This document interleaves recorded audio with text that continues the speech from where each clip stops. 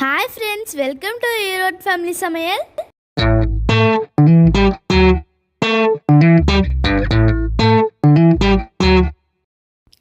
இன்றைக்கி நம்ம பார்க்க போகிறது செம டேஸ்டியான வாழைத்தண்டு மோர் ரெசிபி தான். எப்படி செய்கிறதுன்னு பார்த்துடலாமா? அதுக்கு முன்னாடி இந்த வாழைத்தண்டு சாப்பிட்றதுனால என்னென்ன பெனிஃபிட்ஸ்ன்னு வாங்க பார்த்துடலாம்.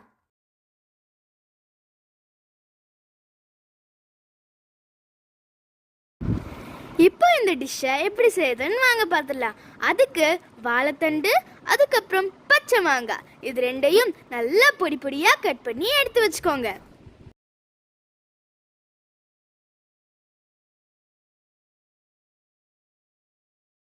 இப்போ கட் பண்ண பச்சை மாங்காவையும் வாழைத்தண்டையும் ஒரு மிக்சிங் பவுலுக்குள்ள ஆட் பண்ணிக்கலாம். இப்போ அதுக்குள்ள கட் பண்ணி வச்ச கருவேப்பிலை, உப்பு,